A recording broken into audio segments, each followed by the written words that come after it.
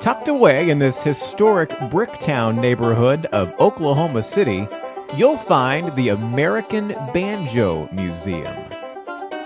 A $5 million, 21,000 square foot facility honoring the sound, design, and history of the banjo.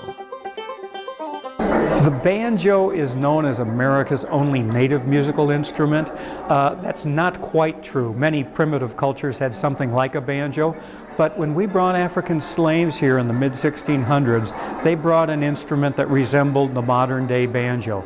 All the evolution of the banjo that we know of took place in the United States for the next almost 400 years as American pop music evolved from dance music that was European influenced to the minstrel shows to the jazz age of the 1920s into bluegrass, into folk music, modern day music. We look at things like Mumford & Sons drawing 50,000 people to a concert, all based on that acoustic music and much of it based around a banjo. The banjo's had this ongoing evolution and ongoing love affair with American pop music for 400 years. So the stories are inextricably tied together. Our museum is designed to make people who are not banjo players understand that significance and be able to put it in context with American history as it evolved as well. It's a really interesting story even if you know nothing about the banjo or thought you wouldn't care to see it. Most people walk away quite enlightened and entertained as well. The banjo itself is a rather simple instrument, and each one has its own unique sound. So a lot of people don't realize that you can strip the banjos down, you can interchange parts to make a banjo suit your needs, and its sounding board, the head, we call it, the white part of the banjo, it's infinitely variable. Unlike a guitar, you can't change the tension on a guitar's soundboard, which is made of wood. But the banjo's head, you can make tighter or looser to accommodate the sound that you would like it to have. So let's put it this way. You could give me 10 banjos, all identical from the same manufacturer, and with all the things I just described, with all these variables, I couldn't make them all sound identical.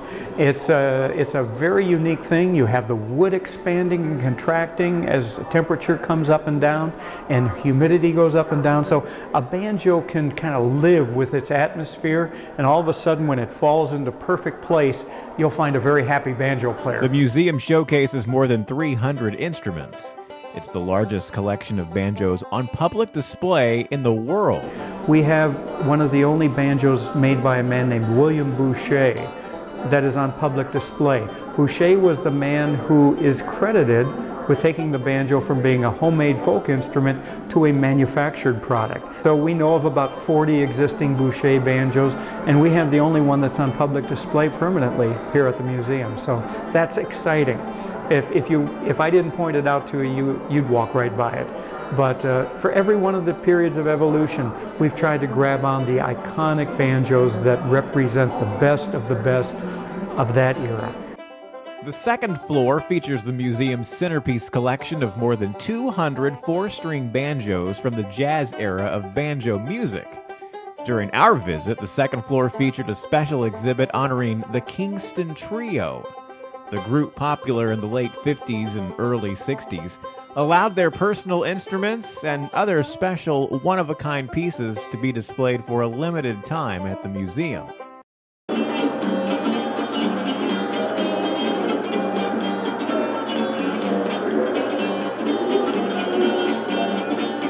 It is kind of getting cool again. It's very hard for me to say banjo is cool in the same sentence without laughing, but in reality there is a young skew among banjo players these days, and it's not necessarily mainstream yet, but it's really getting close.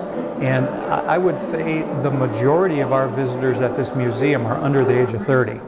And I would have suggested when we opened this museum that the majority of our visitors would be over 70. And even comedian Steve Martin, who has always played the banjo, but has since become an unofficial ambassador for the instrument. Steve Martin has made the job of anyone who plays or promotes the banjo much easier. His celebrity status, coupled with the fact that he's a really good banjo player and he's very serious about it. He's not using the banjo as a comic prop. He's a serious musician, and he's taking the banjo to the mainstream for the first time in decades. Young, old, musically inclined, or not, the American Banjo Museum is definitely a worthwhile stop. There's a curiosity factor when people walk in, and I don't think they're prepared for what they're going to see when they get here. We say Banjo Museum. Some people think they're going to go into a garage and see somebody's little collection. And when they walk in and see the presentation we're able to make, they are pleasantly surprised and usually walk out converted.